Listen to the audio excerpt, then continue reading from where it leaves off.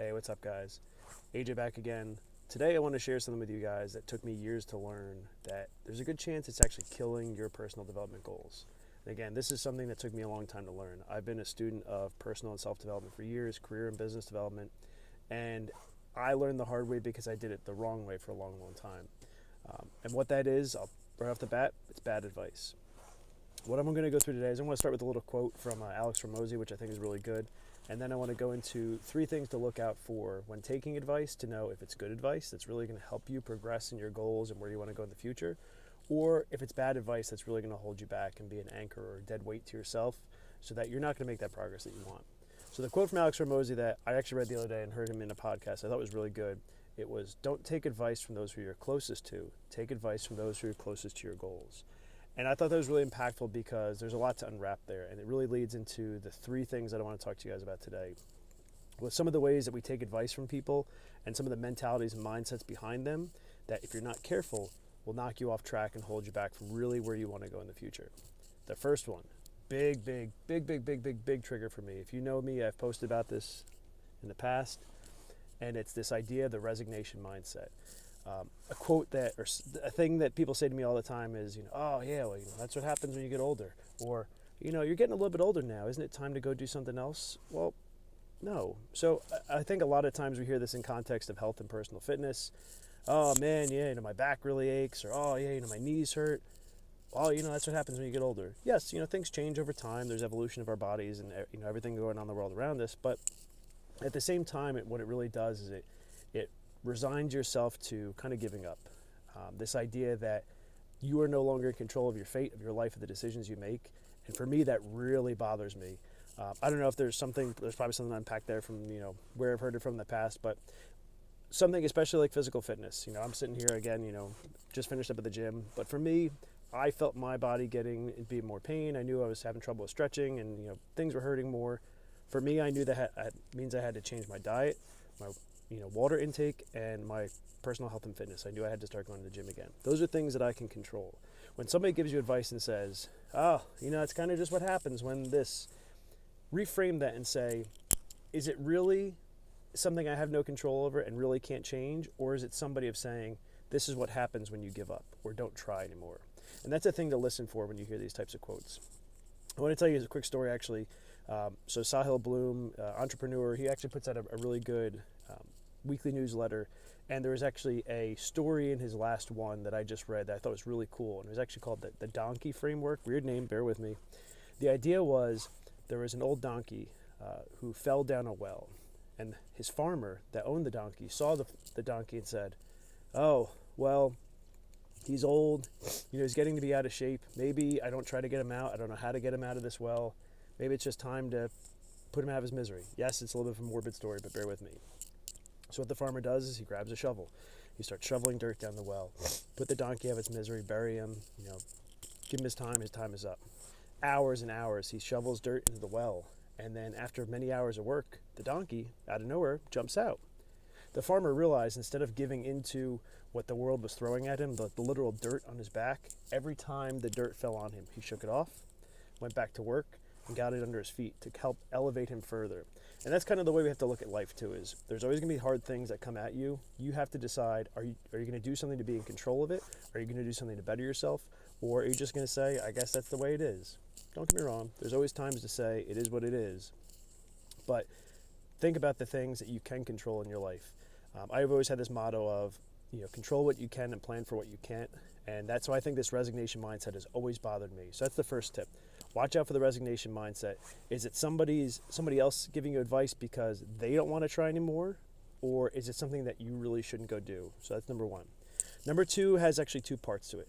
It's the idea of a credible source. Think about who's giving you the advice. Do you want to take financial advice from, your drunk, broke uncle who's telling you, oh, yeah, this is the thing you should go invest in. Oh, I know these guys, they did a thing.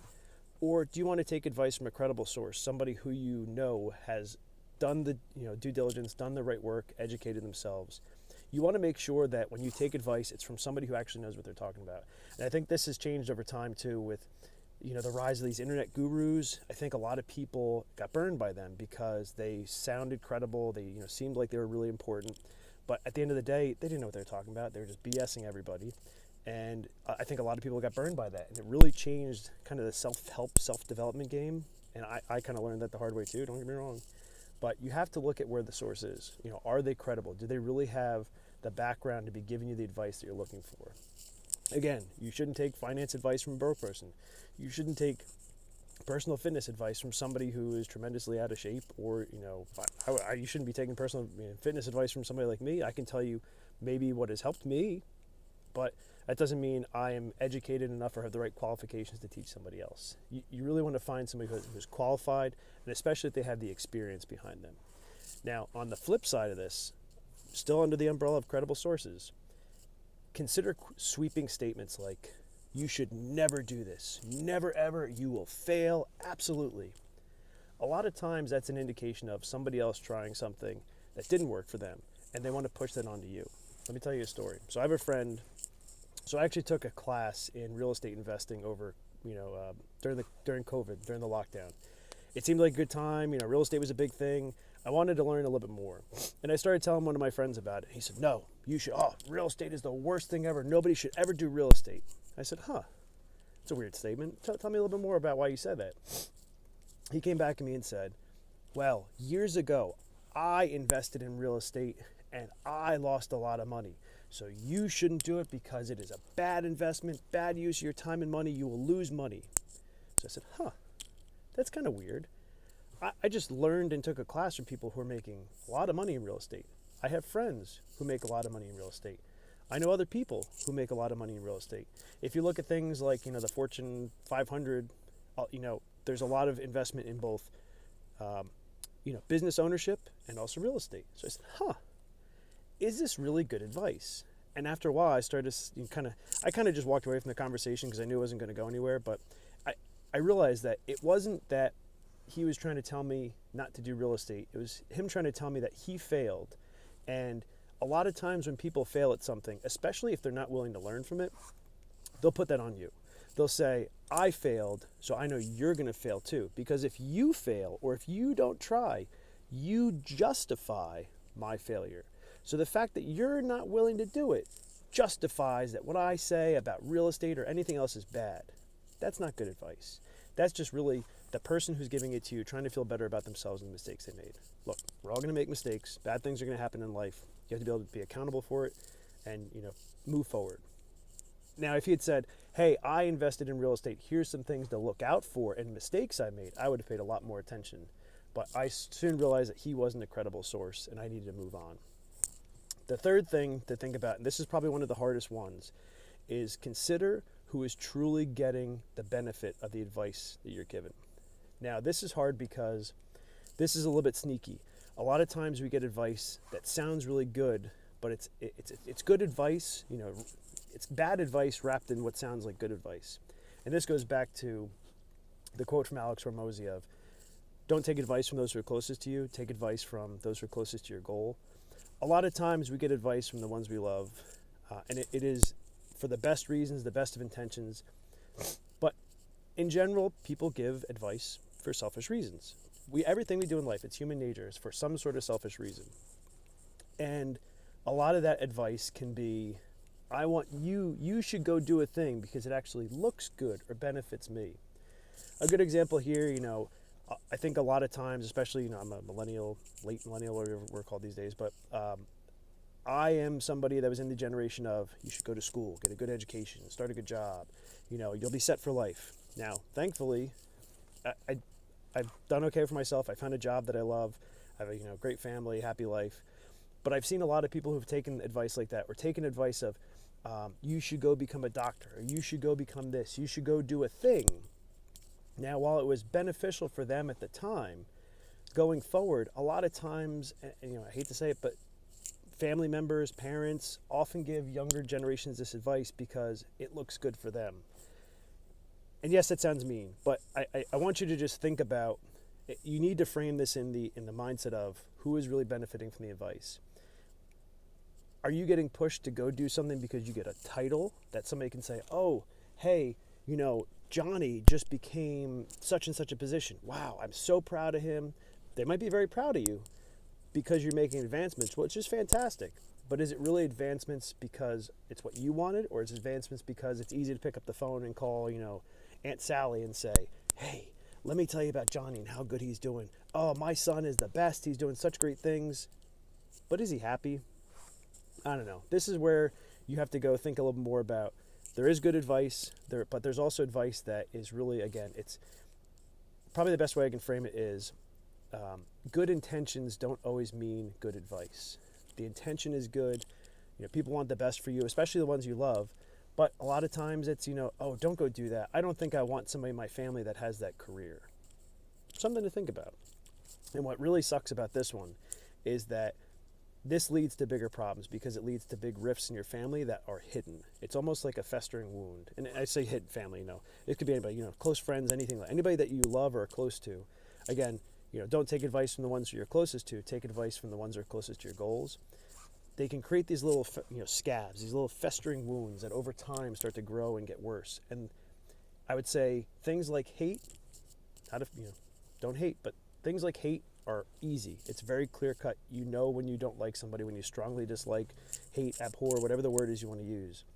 But resentment is much harder. It lives beneath the surface. It's things that cause a rift over time, that cause a pain in your heart that you don't always realize is there until later in life.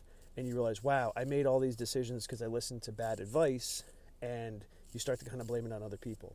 Now, again, it's important to take accountability for our decisions. We are the ones at the end of the day making them, no matter how hard they might be. But it's something to think about too, is really consider who's giving you the advice, who benefits from the advice you're getting. Now, I'll say, again, being a student of personal development and career and business development, this is something that took me a long time to learn. I'm not even the best at it today, but there are things that I keep in the back of my mind when I hear advice from other people. There are also things that have totally changed the way and reframed the way I do some of my mentoring and coaching with some of my, friends and family, employees. I try not to give advice to the best that I can. What I try to do is stop, ask questions, understand what people are thinking, and then just give people things to think about, whether it be questions to expand a thought, frameworks that have worked for me in the past, or other people to go talk to get advice from. I never want to make it a decision for somebody, for the best I can. There are some things, things I've learned along the way I will share with people, but it's something that I always do my best to kind of stay away from and to really focus more on helping other people expand the way they think instead of telling them what to go do. Because it's at the end of the day, it's another person's decision to go make. Now, I will say this is something that's helped me over time. And also something to think about too is don't be afraid to go ask people for advice that are on that path. You don't have to find somebody, if you want to be the next, I don't know, pick your favorite billionaire. If you want to be that person, don't be afraid to reach out to them too. You'd be surprised how many presidents or CEOs of companies will respond to emails or have somebody on their team respond. But something that might be even a little bit easier is if somebody that you see where you want to go is 20 steps ahead of you, find somebody who you see that's along that path that's maybe 5 steps ahead of you or 3 steps ahead of you. Because they'll be a little bit more accessible. There'll be somebody who will be a little bit more along the path that you're trying to go on. And also say, hey, I remember where I was 2 years ago, which is where you're at now. Here's something that really bit me that you should keep an eye out for. Or here's an experience I had. If you have something similar, here's how I handled it, or a way to go think about it. These are just things to consider as you go along your journey in life, and especially along self-development, career development, business development. I would encourage you to just, when somebody gives you advice, same with parenting too. Ooh, another big one, parenting. But in general, when somebody gives you advice, listen to the intentions, understand the source's credibility, and understand really who is benefiting most from the advice that you're getting. Now, this is kind of my summary for today. I also want to ask you guys, have you guys ever gotten advice that you days, weeks, months, years later, remember thinking about, wow, I regret taking that advice. It was awful. I'd love to hear from you guys. Put it down in the comments below. And also, if there's anything that you guys want to hear more about, like I said, I've been a student of personal development for years. I love talking about this stuff. I plan on going, keep this channel going for a while and share as much as I can. Things that have shaped me over time, things that have burned me over time. And I'm really looking to help, as many people as I can and just share kind of my journey a little bit.